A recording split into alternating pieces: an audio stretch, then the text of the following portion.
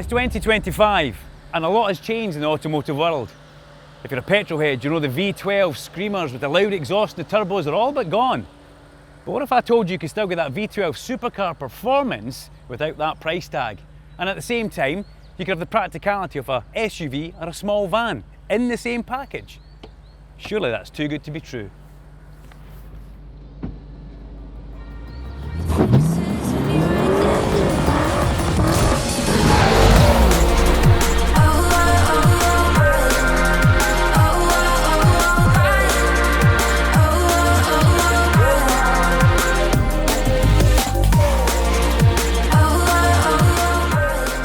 The M5 has been one of the most revered names since its debut in 1985, known for blending incredible power with everyday usability.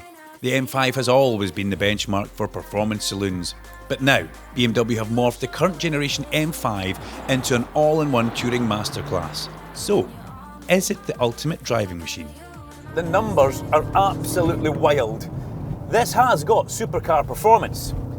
It's got a 4.4 litre bi-turbo V8 engine. It gives you 727 brake horsepower and it offers you 1,000 foot-pounds of torque. You put your foot down on this and you do 0 to 62 in 3.6 seconds. That's 1/10 of a second slower than the saloon. Power's delivered through all four wheels because of BMW's X-Drive system.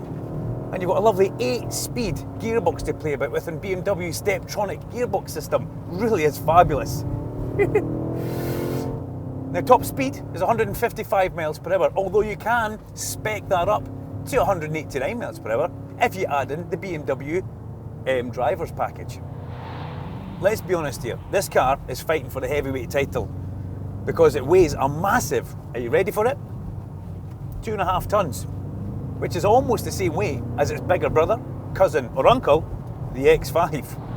And remember, there's the boost option in this car as well. We used it in the saloon. If you're above 9 miles per hour and below 90 miles an hour, hold in the left paddle for a second, you get the boost option and then accelerate. Oh, good grief. And that was us going from 38 miles per hour to 70 miles an hour in what felt like the blink of an eye. Truly incredible performance. The electric and the petrol engine marrying up. It's like the hybrid kind of takes up the slack at the beginning, gives it a massive boost of power. And their 4.4 litres of V8 after that takes over. Now you can tune your gearbox settings in this car as well. You can soften or make the gear change more aggressive by going into the driver menu. The way that it delivers a bit of power every time you pull the paddle. Sometimes it gives you a big punch, like what I've got on just now. And it's also got an active rear diff, so you can make this car two-wheel drive. I have to say, Arnold Clark, they're lucky it's not wet today, or there would be a lot of sideways action. Now there's a lot going on in this car when you drive it. There's 8 options that you can tune your car with, and some of them have 2 or 3 options inside the little sub-menus. You've even got a couple of M buttons on the steering wheel, you've got a couple of paddles. You've got to be well switched on when you're driving this. It can sometimes actually be a little bit overwhelming. Ah, Mrs. Vincent's calling. Hello? Hi, are you still out in that posh car? I need you to take those empty boxes to the dump for me today, please. Will they not fit in your car? I don't think so. I'm going to get my hair done today. I won't have time. Are you still okay to pick me up later? Oh, yeah, okay, right. Bye. Bye.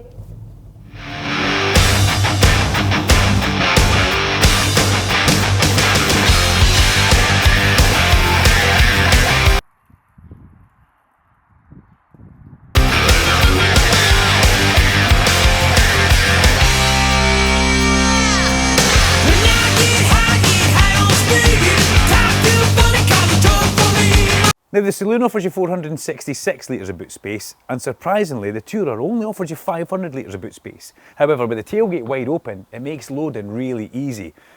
But you put the seats flat in here, it turns into 1600 litres of boot space, effectively making the back of this car into a small van. And with the windows on the side, it makes it nice and enjoyable for a dog on the long journeys.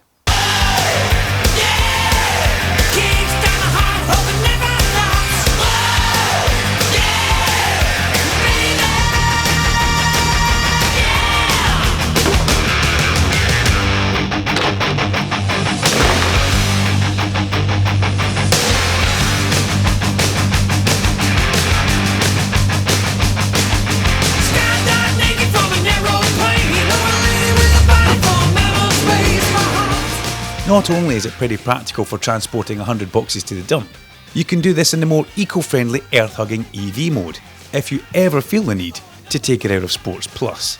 I know. Why have they made it a hybrid? Well, it helps out that big V8 engine in the front. With your 18.6 kilowatt-hour battery and your single electric motor, combining that together with the V8 pumps the horsepower figure up to an eye-watering 727 horsepower. But the benefits of the hybrid, well, you get to drive along in complete silence as we're doing just now, using electric power only, and you can change your regen. Right now I've got it on max regen, so it puts a lot of power back in the battery, but you can minimise that so you can coast effortlessly, and it gives you a little bit of freedom. Right, let's talk stats and figures for when you're in full EV mode. You still get 197 horsepower with 206 foot-pounds of torque. You can travel up to 43 miles with a top speed of 87 miles per hour. But one extra thing BMW have given you in this car is it actually still goes through the gearbox in EV mode. Never seen that before. Yes, Hyundai tried that with the Ioniq 5N, but that was more for fun. Gave you a great sound inside the car, but this is practical in the M5 Tourer.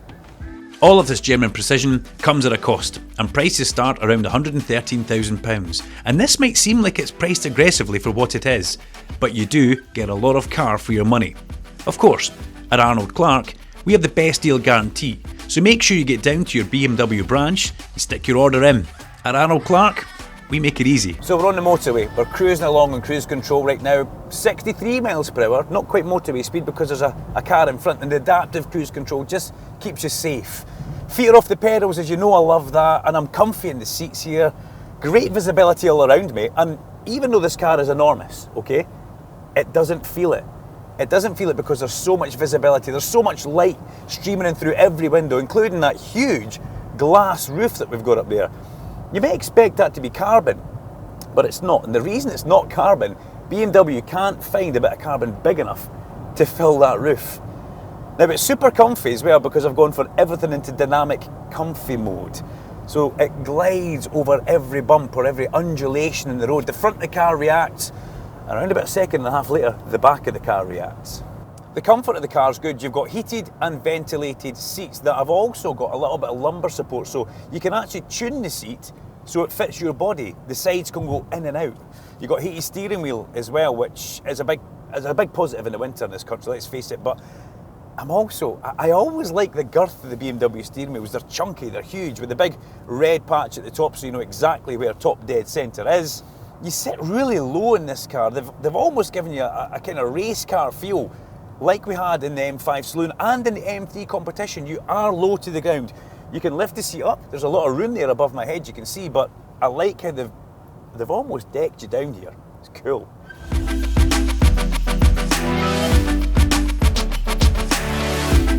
Just how aggressive is the front of this car? It looks so menacing, it looks sporty, it looks just right. And what else is good is the grey colour that we've got in the gloss black means it really stands out. The bumper's got so many layers towards it, it's like a bumper within a bumper.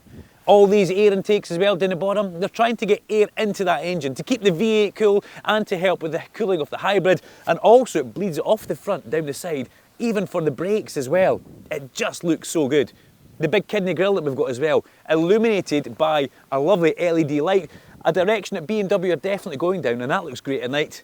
And the BMW LED lights, we all know how good they are, we all know how bright they can look at night, and they just finished the front of this car off, giving the M5 a real sporty look. Now the side profile of the car is stunning. We've got the lovely boxy wheel arches in the front and on the back. We've got 20-inch alloy wheels in the front and a 21-inch alloy wheel in the back, so it gives it that kind of aggressive stance as it's sitting still. Now the overall dimensions of this car, width and length, are the same as the M5 Saloon. The main difference is here in the roof. 6mm is the height difference. It's not a lot, but it's a lovely slope off the back of it, and the M spoiler just finishes it off perfectly. And finally we come towards the back. Now I mentioned the spoiler, we can see the proper angle on it now, gives it that extra aggressive feel. And just how wide is this thing as well? We've got to talk about this though, because it's chunky, it's a diffuser, it's big, it's meaningful, but it also has purpose because it houses the 4 quad exhausts. And we don't have a split tailgate on this one. That's a thing of the past. Do we need the split tailgate on the M5? I don't think we do. Okay, inside the M5, super luxury, but also a bit of a nod to sport and I think track. There's a lot of tips of the hat to the M brand. The inside of the steering wheel's got the stitching that looks like the M colour scheme. There's the red stripe at the top of the steering wheel. We've got it in the seat belts here as well. Behind your shoulder in the middle of the seat. Inside the dial here, the M logo. So it's kind of track focused in my eyes. I love the cream white interior that we've got as well. It's nice and bright, it's vibrant, keeps it kind of alive. I did mention the seats are heated and ventilated in an earlier part, and it really does feel nice right now. And everything for me is just perfect. We've got the paddles, we've got the buttons, the steering wheel. It's all just perfect, it's luxury. But I did talk about the setup earlier on. I need to take a little bit more of a look in towards that, because you can change so many things. The drivetrain, your energy recovery, drive logic, chassis steering. There's so much to do there. But then you've also got each button on the steering wheel for M. There's 2 options of that. And then you've got your driving setup. It can be overwhelming, but once you've got it set and programmed to you, you'll be happy. Don't think though you can just quickly jump in the car and quickly do that. Set a little bit of time aside so you can work everything out and get it just perfect. The sound system in here is Bauer & Wilkins. It's like a cinema. Once you get your favourite songs playing, it really does sound good. And it's just luxury. It's what you would expect from a BMW M5. As we're coming towards the back, the premium luxury feel is here, as we had in the front. The seats are just as comfy, and they're heated as well. We've got not one, but we've got 2 blinds in the window. We've got a main one there, and a little one at the back for the quarter light. I've never seen that before, and BMW really trying hard there. You've got all your usual climate controls down here, with a couple of USB-Cs. You've got Bauer & Wilkins sound speakers in the side, and there's even an air vent right in the side there next to the seat, tucked away, but just giving you that little bit of extra air. The armrest is good. You've got ISO fixtures, which are all packed away nice and neatly, and there's just plenty of room in here for me, as you can see. It is luxury on 4 wheels. So what are you guys thinking so far on the BMW M5 Touring? Are you picking up the same vibe as me of a luxury, track-focused idea? Well, I want to know in the comments below. Just put them in... excuse me, another phone call. Hi, Guy. All right there. Ken, what time are you finishing work at today? I'm off today, remember. I'm just doing a little bit of running about. All right, could you do me a favour since you're off then? What is it? Could you take Otto out for his walk? Like, I'm going out to 5's, like, eh? Yeah, okay, no problem. See you soon. All right, cheers. Bye. Son.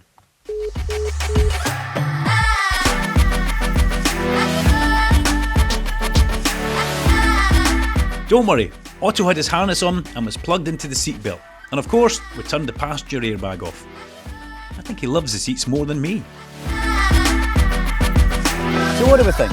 Well, the good, you get precision German engineering, the car is crazy quick and it looks unbelievable, whether you go for the saloon or the touring version. You could stick the dog in the back, do 180 miles an hour, down the Autobahn of course. The bad, well, it has got some practicality issues. It's got a smaller boot than the standard 5 Series, but you can overcome that by putting down the seats. And the weight is not an issue, it's not even a talking point. So is this the ultimate driving machine? Well, I think it is, because the performance, the tech and the luxury altogether make it really rewarding to drive. But I want to know if you guys agree with me. Make sure you drop some comments. I'm Duncan Vincent, this is the Arnold Clark YouTube channel. Make sure you like and subscribe and hit that bell icon so you never miss an upload from us. And until next time, safe driving. Otto, shall we go for one last drive? It's Mrs. Vincent. Hello. Hi Duncan, where are you? I've been waiting over an hour. Oh no.